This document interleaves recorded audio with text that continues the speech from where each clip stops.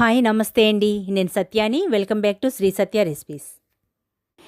ఈ వీడియోలో చిటికలో రెడీ చేసుకునే సూపర్ ఫాస్ట్ లంచ్ బాక్స్ రెసిపీని చేయటం చూపిస్తున్నాను. ఒక్కో రోజు ఇంట్లో కూరగాయలు లేకపోతే వంట చేయడానికి టైం లేకపోయినా ఇలా ఈ రెసిపీని చిటికలో చేసి స్కూల్కైనా ఆఫీసులకైనా లంచ్ బాక్స్ పెట్టేయచ్చు. అలాగే కర్రీ ఏమి లేకపోయినా కేవలం 2 కోడిగుడ్లతో ఆమ్లెట్ వేసి రైస్ మొత్తం తినేయచ్చు. కేవలం 2 కోడిగుడ్లతో ఎంత పెద్ద ఆమ్లెట్ వస్తుందో కూడా చూపిస్తాను.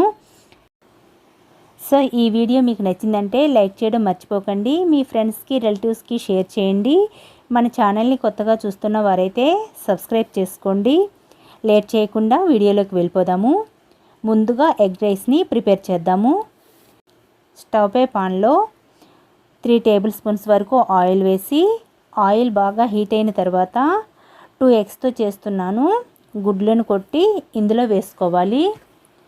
గుడ్లను వేసి కలుపుకోవాలి. ఇందులో 1/2 టీ స్పూన్ పసుపు, 1 టీ స్పూన్ ధనియాల powder, 1/2 teaspoon garam masala powder, టేస్ట్కి తగినంత సాల్టు, 1 టీ స్పూన్ కారం వేసి కలుపుకోవాలి. హీట్ని మీడియం ఫ్లేమ్లోనే ఉంచుకొని కలుపుకోవాలి. ఇలా అంతా కలుపుకొని 1 కప్పుడు ఉడికించిన రైస్ని వేసి కలుపుకోవాలి.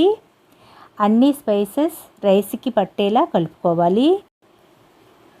ఇంతేనండి, ఎంతో ఈజీగా చేసుకునే ఎగ్ రైస్ చాలా ఫాస్ట్గా చేసి లంచ్ బాక్స్లో పెట్టేయచ్చు. పిల్లలేంటి ఎవరైనా సరే చాలా ఇష్టంగా తినేస్తారు. చూస్తున్నారు కదా, కేవలం 2 మినిట్స్లో అయిపోతుంది. టేస్ట్ మాత్రం చాలా బాగుంటుంది. సో తప్పకుండా మీరు ట్రై చేసి చూడండి.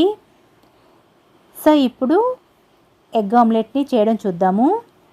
కర్రీ ఏమీ లేకపోయినా ఈ ఆమ్లెట్తోనే రైస్ మొత్తం తినేయచ్చు.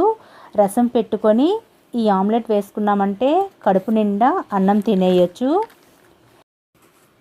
సో ఒక మిక్సింగ్ బౌల్లోకి సన్నగా కట్ చేసిన ఉల్లిపాయ 1, కట్ చేసిన మిర్చి 1/2 పీస్ వేస్తున్నాను.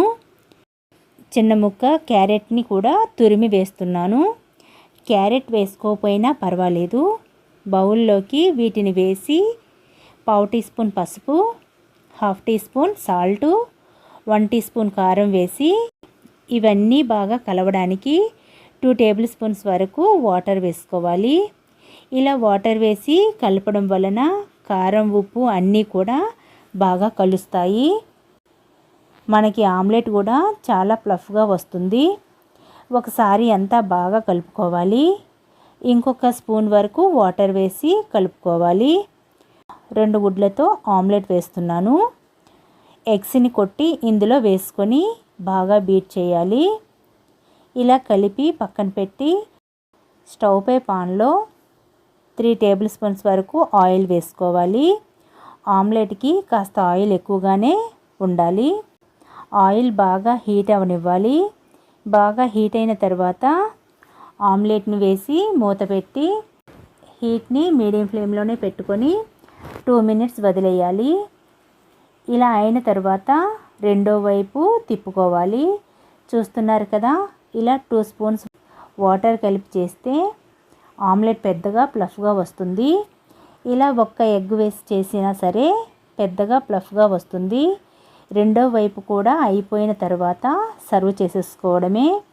ఇంతేనండి, ఇలా ఎగ్ ఆమ్లెట్ వేసుకున్నామంటే 1 ఆమ్లెట్తోనే రైస్ మొత్తం తినేయచ్చు. లేకపోతే రసం పెట్టుకొని ఆమ్లెట్ వేసుకున్నామంటే కడుపు నిండా అన్నం తినేయచ్చు. సో ఇలా ఎగ్ రైస్నైనా ఎగ్ ఆమ్లెట్నైనా చాలా ఫాస్ట్గా ప్రిపేర్ చేసేయచ్చు.